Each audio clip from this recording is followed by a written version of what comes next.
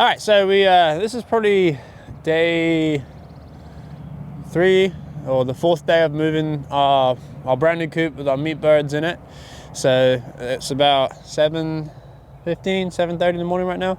So we do that pretty much every day with these birds. This coop is going to be moved same time every day in the morning, and we'll just morning time is morning chores. We'll be refeeding them, checking their waters, topping off any grit feeders that need to be topped off. But the main focus of today's video is we're going to be putting our self-processed chickens out to the other farm that we have just down the road. So we're going to take you with us on how we do all of that. So it's going to be another very exciting day. But before we start all that, I'll take you inside the coop because it is weigh day today. So we're going to be weighing these birds on pasture, making sure that they're keeping up with the correct weights and they're eating enough. And yeah, so let's go see that.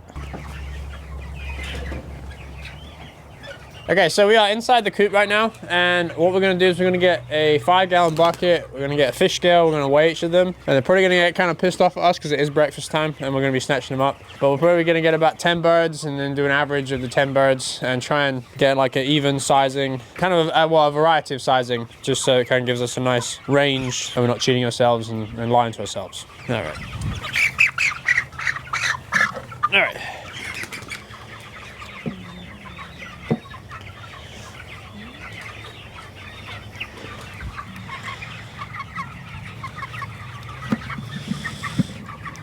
All right, so we're at this one, 5.34 pounds.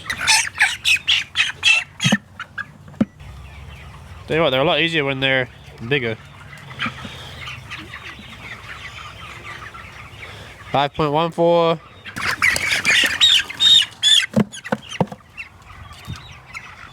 Hey, damn it. At least people see how easy they are to catch. Stop. Heel.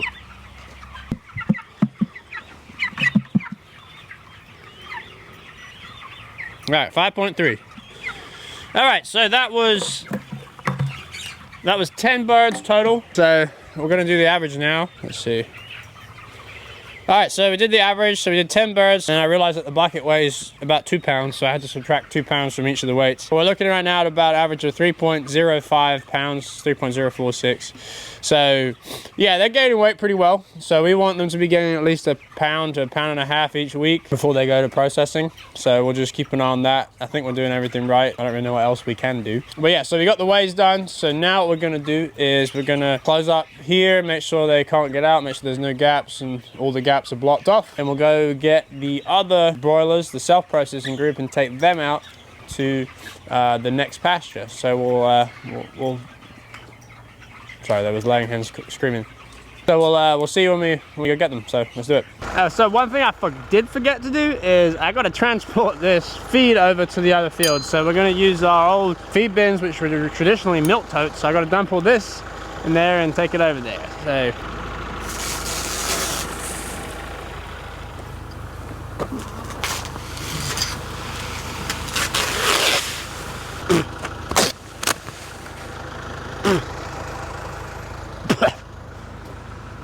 Whew, dusty.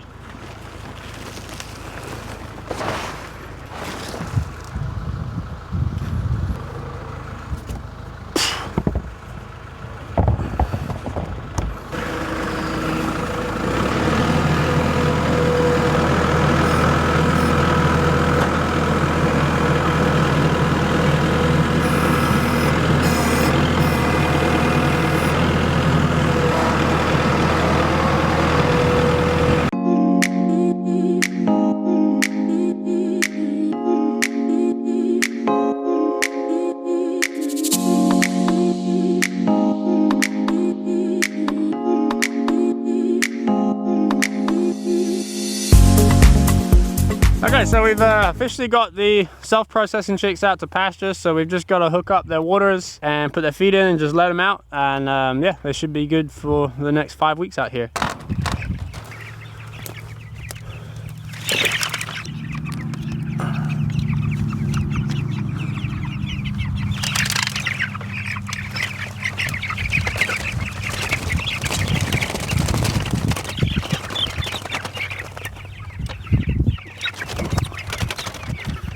We didn't get a weight on them, did we?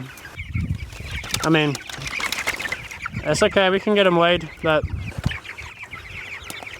it'd have been good if you could have, but I didn't tell you anything, so.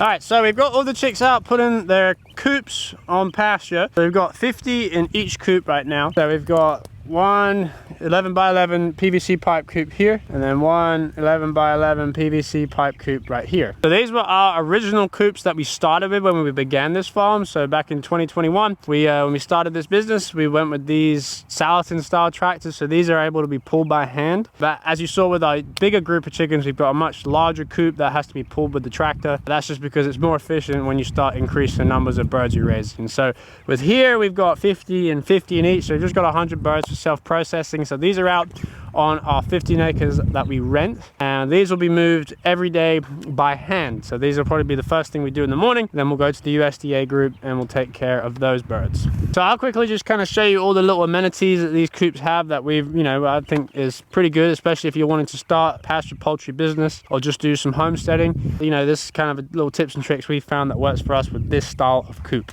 Okay, so the first amenity or aspect that we have on this coop is we've got these stand-alone feeders. They will get from Premier One Supplies. They're the ones we started with. Real cheap, cheap-ish, efficient, nothing too crazy. And they feed about 50 birds pretty comfortably. Then we've got our gravity water system that's same in our big USDA coop. And how that works is it is hooked up to a bucket at the front of the coop. So that enables us to be able to consistently provide them clean water all throughout the day. All right, so the next thing, and probably the most important thing, is water transportation. So this is a 275 gallon food grade water tote. So this allows us to be able to transport water and keep water on this farm for long periods of time. Because this farm is like about half a mile down the road from us and it doesn't have any underground well systems, we have to transport water from our farm to here, and we don't want to have to keep doing that every day. So we just decided to bite the bullet and buy this 275 gallon tote. It was only 180 bucks, so it wasn't too bad. Definitely worth it. So we can just open the bottom up here, fill a 5 gallon bucket up and fill their water up nice and easily. The other thing that we have is our feed tote. So this was what I transported down here. So this has 1,000 pounds of feed in it. So this will probably maintain feed for the entire duration that these birds are on pasture. So that way we don't have to keep transporting stuff back and forth. We're going to keep it all in the same location, so we can just come here in the morning, first thing, fill up buckets and give them their feed in the morning, so it won't take too long at all to be able to get those chores completed. So for those who followed us for a little bit, if you don't know, but these were originally milk totes, so from a milk factory.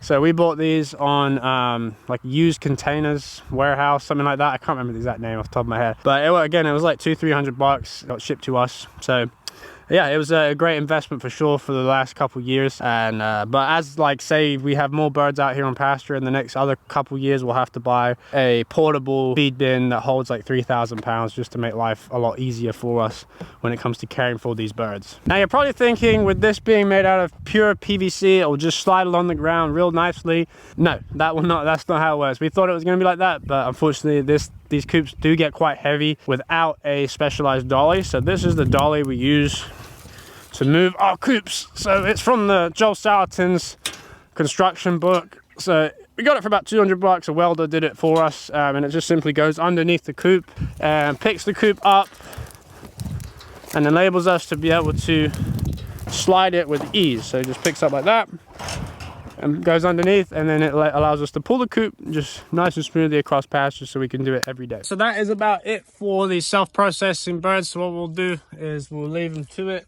let them get accustomed to their new home, and yeah, they'll be out here grazing on pasture for the next 5 weeks, just like the other big group of birds. And we'll be probably self-processing them ourselves around middle of April. I think that's the date. So yeah, thank you for watching, and please don't forget to like and subscribe our channel, and we'll see you on the next episode.